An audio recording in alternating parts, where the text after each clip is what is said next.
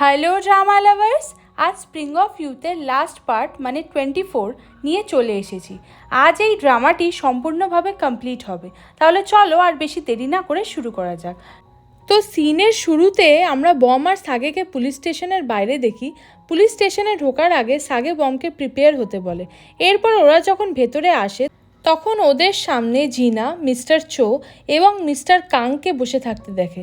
ওদের সবার সামনে সব প্রুফ ছিল, এখন শুধুমাত্র মিস্টার কাংকে অ্যাকসেপ্ট করতে হবে যে উনি যা যা করেছে সেগুলো মিস্টার চো এবং ডক্টর মিন চিয়লের কথাতে করেছে।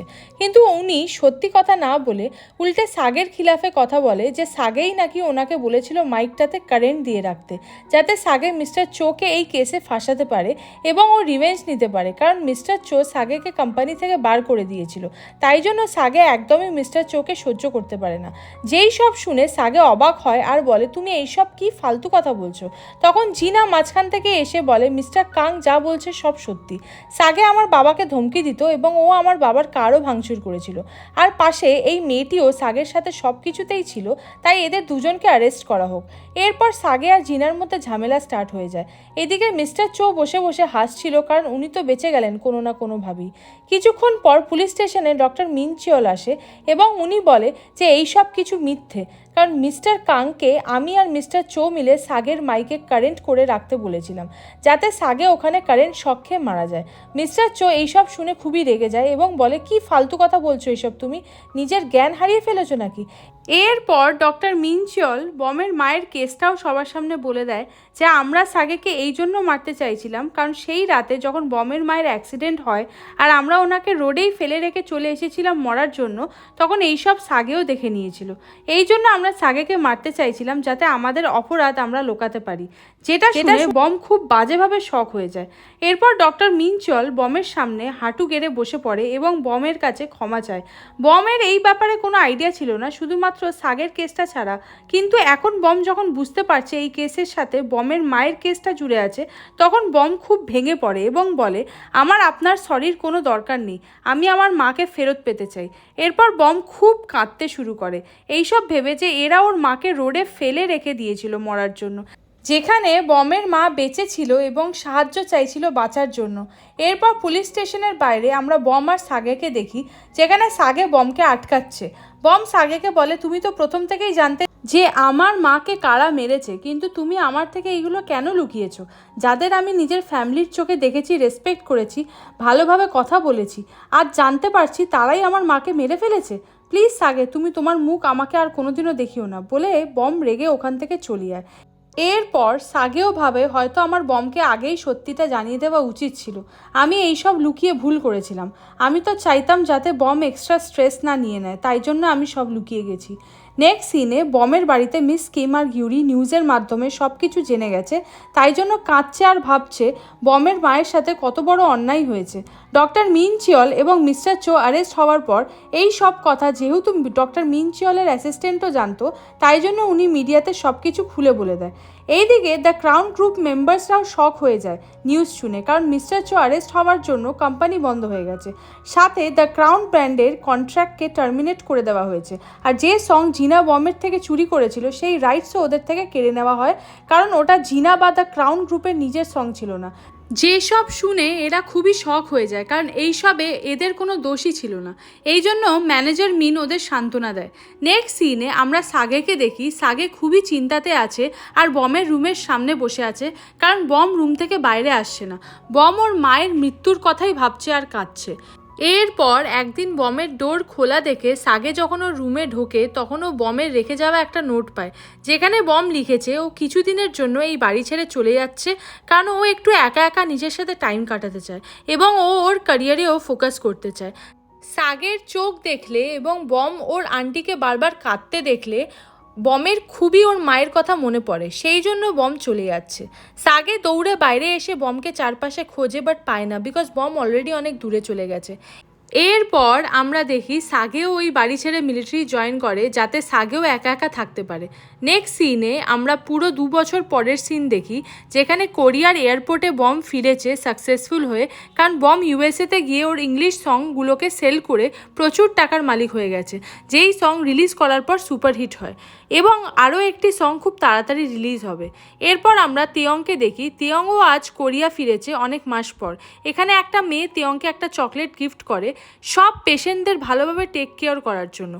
অ্যাকচুয়ালি এরা দুজন একই টিমে কাজ করে আর তেয়ং এখন অনেক জায়গাতে গিয়ে ফ্রিতে মানুষদের ট্রিটমেন্ট করে। তেয়ংয়ের কাছে ওর বাবার হসপিটালও রয়েছে। মেয়েটার কথাতে বোঝা যায় যে হয়তো মেয়েটি তেয়ংকে পছন্দ করে, তাই জন্য ও বলে তেয়ংয়ের সাথে আবার ওর দেখা হবে বলে ওখান থেকে চলে যায়। নেক্সট সিনে বমের বাড়ির সিন দেখি যেখানে বম ফিরে এসেছে বলে ওরা সবাই বমকে খুব আনন্দের সাথে ওয়েলকাম করে এবং ওকে কংগ্র্যাচুলেশনস জানায় দুটো সং হিট হওয়ার জন্য। এরপর বম গিউরিকে স্ন্যাক্স পাঠানোর জন্য থ্যাঙ্কস জানায়, কিন্তু গিউরি বলে আমি তো কোনো স্ন্যাক্সই পাঠাইনি। তাই জন্য বম বুঝে যায় ওটা সাগে ছিল যে প্রতি মাসে হেলদি স্ন্যাক্স বমের জন্য ইউএসএতে পাঠাতো। এরপর ওরা আলোচনা করে সাগেকে 2 বছর কেউই দেখেনি, ওর তো এতদিনে মিলিটারি সার্ভিস কমপ্লিটও হয়ে গেছে। নেক্সট সিনে আমরা সাগেকে দেখি, সাগে ওর মায়ের সাথে হোমটাউনে আছে। সাগে আজ সিওল ফিরে যাবে, তাই ওর মা ওকে হেয়ার স্টাইল করে দিচ্ছে। এরপর আমরা দেখি সাগে ফাইনালি সিওলে চলে এসেছে এবং সেই রেস্টুরেন্টটাকে দেখছে যেখানে ও আগে বমের সাথে এসেছিল। সাগে একটা র্যান্ডম গার্লকে ওর পার্সেল করা খাবারটা দিয়ে দেয়। মেয়েটা নিয়ে নেয় বিকজ ও সাগেরই ফ্যান, তাই জন্য সাগে যখন চলে যাচ্ছিল তখন মেয়েটি সাগের ছবি তুলে অনলাইনে পোস্ট করে দেয়। রাতে বম যখন ঘরে ছিল তখন ও সাগের ফটোটা দেখে নেয় অনলাইনে। এরপর জিঙ্গু আর গিউরি এসে বমকে ওদের সাথে যেতে বলে বাইরে। এরপর ওরা যখন একটা জায়গাতে আসে তখন ওখানে তেয়ং আগের থেকে বসেছিল। তেয়ংও ওদের এতদিন পর দেখে সারপ্রাইজ হয়ে যায়। তেয়ংও যেহেতু এখন রিগ্রেট ফিল করছে বমকে দেখলেই, কারণ ওর বাবার জন্য বমের মা মারা গেছিল, সেই জন্য তেয়ং ওদের থেকে দূরে থাকতে চাইছে।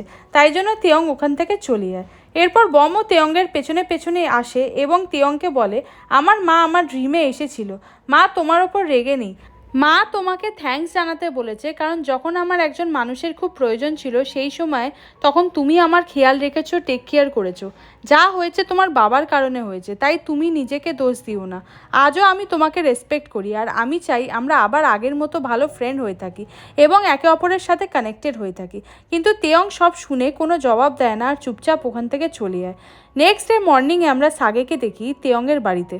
ও একটা পেন ড্রাইভ লুকিয়ে রাখছিল, কিন্তু তখনই তেয়ং ওখানে চলে আসে এবং সাগেকে বলে তুমি এখানে কি করছো, অনেক বছর পর তোমার সাথে দেখা হলো আবার।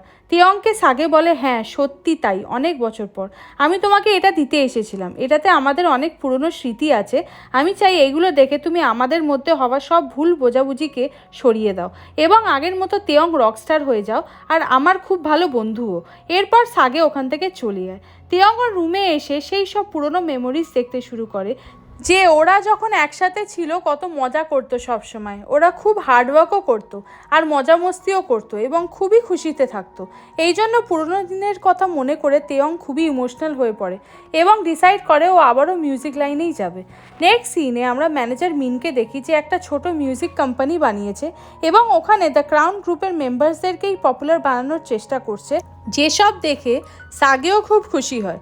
এইদিকে আমরা জিঙ্গুকে দেখি, জিঙ্গু ওর সুপার রিচ বাবার সাথে ফোনে কথা বলছে এবং ওর বাবাকে কথা দিচ্ছে ও খুব তাড়াতাড়ি গিউরি মানে ওর গার্লফ্রেন্ডের সাথে ওর বাবার দেখা করাবে, কারণ জিঙ্গু গিউরিকে বিয়ে করবে।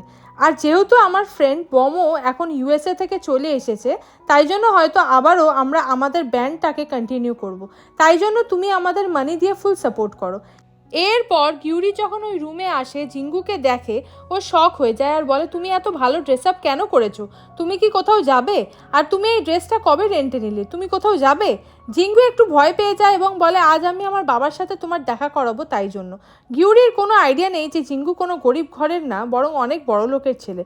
এরপর ওরা যখন দৌড়াতে দৌড়াতে একে অপরের ওপর পড়ে যায় তখন রোম্যান্টিক একটা মোমেন্ট ক্রিয়েট হয়, কিন্তু হঠাৎ ওখানে মিস কিম চলে আসে এবং সব বুঝে ওদের ওপর চিৎকার করে, কারণ আজ এই প্রথম মিস কিম ওদের লাভ রিলেশনশিপের ব্যাপারে জানলো। তাই জন্য গিউরি জিঙ্গু ওখান থেকে চলে যায়। নেক্সট সিনে আমরা বমকে দেখি। বম ওর পুরনো ইউনিভার্সিটিতে এসেছে এবং পুরনো মেমোরিগুলোকে আবার তাজা করছে। ঠিক তখন বম এখানে ফাইনালি সাগেকে দেখতে পায়। সাগেও এত বছর পর বমকে সামনে দেখে সারপ্রাইজ হয়ে যায়। ওদের দুজনেরই এই সেম জায়গাতে প্রথমবার দেখা হয়েছিল। এরপর ওরা দুজন কথা বলতে শুরু করে। এখানে বোঝা যাচ্ছিল যে শুধু সাগে না, সাগের মতো বমও সাগেকে খুব মিস করেছে ইউএসএতে থাকতে। বমের কাছে বারবার একটা কল আসছিল, যার জন্য সাগে বমকে বলে তুমি এই কলটা রিসিভ করো, এটা ইম্পর্টেন্ট হতে পারে। বম সাগেকে বলে এই কলটা তোমার থেকে বেশি ইম্পর্টেন্ট নয়। এরপর বম একটা সফট টয় সাগেকে দেখায়, যেটাও সাগের কনসার্ট থেকে পেয়েছিল। এরপর বম ওকে জিজ্ঞাসা করে তোমার মনে আছে তুমি বলেছিলে এই টয়টা যে পাবে তুমি তার সাথে ডেটে যাবে, তাহলে আমরা কি সেমভাবে ডেটে যেতে পারি? যেটা শুনে সাগে ভীষণ খুশি এবং ইমোশনাল হয়ে যায়। এরপর সাগে বমকে একটা টাইট হাগ করে এবং বলে যে বম যখন চলে গেছিলো তখনও বমকে ঠিক কতটা মিস করেছে। বমও সাগেকে বলে বম সেমভাবে সাগেকে মিস করেছে। এরপর বম সাগেকে প্রমিস করে যে ও কোনোদিনও আর সাগেকে ছেড়ে যাবে না, সাগের পাশে সবসময় থাকবে। এরপর নেক্সট সিনে আমরা ওদের সবাইকে একসাথে দেখি, কারণ ওরা আরও একবার ওদের ব্যান্ড বানিয়েছে এবং ওরা খুব খুশিও আছে বিকজ ওরা আরও একবার পপুলার হচ্ছে আস্তে আস্তে। এখন ওদের কাছে সিইউ সঙের ফুল কপিরাইটও আছে, আর সাথে ঝিঙ্গুর বাবার করা অনেক টাকার ইনভেস্টমেন্টও আছে। তাই এখন ওদের আর চিন্তার কোনো বিষয় নেই, আর ওরা ওদের ড্রিম কমপ্লিটও করতে পারছে। এইভাবে হ্যাপি এন্ডিংয়ের সাথে এই ড্রামাটি এখানেই শেষ হলো। So hi drama lovers, spring of youth কে ড্রামাটি সম্পূর্ণভাবে কমপ্লিট হলো। তাই নেক্সট নিউ ড্রামা এক্সপ্লেনেশন শুনতে এবং ভিডিও নোটিফিকেশন পেতে তোমরা প্লিজ চ্যানেলটি সাবস্ক্রাইব করে রেখো। তো দেখা হচ্ছে নেক্সট একটা নিউ ড্রামা এক্সপ্লেনেশন নিয়ে। বাই।